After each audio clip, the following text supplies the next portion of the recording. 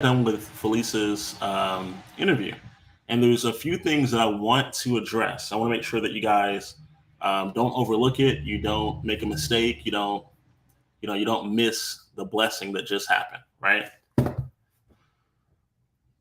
Again, Felisa is someone who chose to be consistent, even if it was considered to be consistent, right? Inconsistently consistent. In other words, that even when something did get in the way to stop her, she was still willing to come back and still keep pushing forward.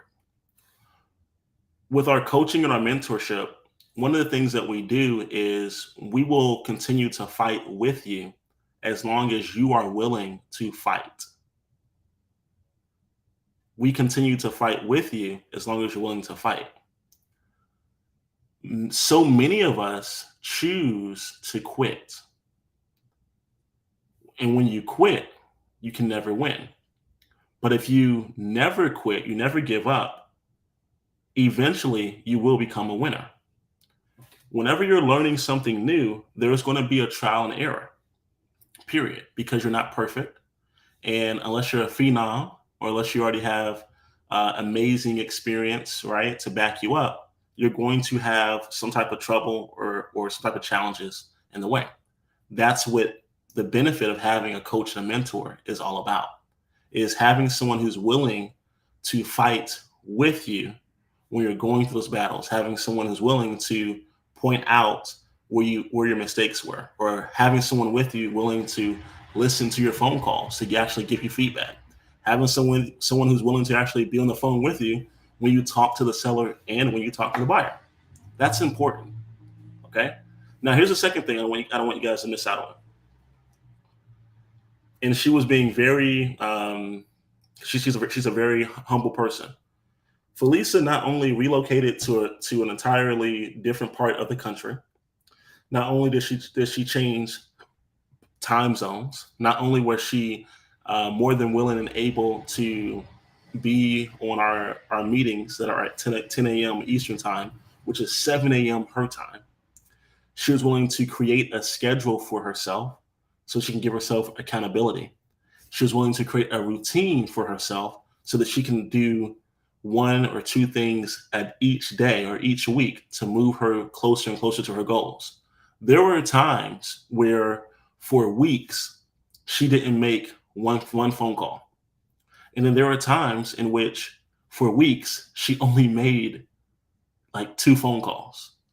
But she was still willing to put forth the effort to actually be successful. You have to be willing to commit. You have to be willing to put forth the effort. Okay. Now, the third thing, super important. She had health challenges. She overcame cancer. She overcame addiction. She overcame other medical issues that she had to deal with. You heard her talk about pneumonia as well that she overcame. She overcame all those physical things, and she didn't give up on her dreams. Number four, if you listen closely, she was willing to commit to reprogramming or rewiring her mind, her mindset. So one of the things that maybe you guys don't know is when she mentioned affirmations, we talk about affirmations a lot. Um, and especially in the Asset Builders Club, especially for the app that we have. As a matter of fact, let me just go here real quick just to show you guys what that looks like. So we have an app that I created not too long ago. And if you want to sign up for it, you can just go to assetsbuilders.club. Okay. But anyway, here's how this works. And I'm showing this to you guys so you guys understand how this all plays apart. See, the reason that with our app, we wanted to make sure that people understood the importance of affirmations. And so with our app, you can get the app from either, Google Play or Apple App Store, doesn't matter.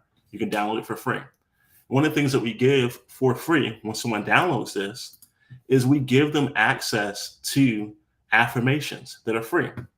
The reason is whenever you are doing something new, you're going to have a multiple of things that pop up in your mind that are going to try to stop you from actually taking action and doing the thing.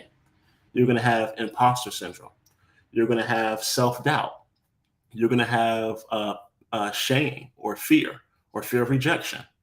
All right. In many cases, that happens to a lot of people. And you're not going to do what we tell you to do if internally you don't believe in yourself. And the only way to rewire that is you have to be able to take out the junk, the old junk. You have to be willing to replace that with positive things that will affirm and reaffirm that you are great, that you are deserving, that you are worthy. It sounds hocus pocus, but the difference between someone that is successful and someone who is not having success has everything to deal with what's in between their ears.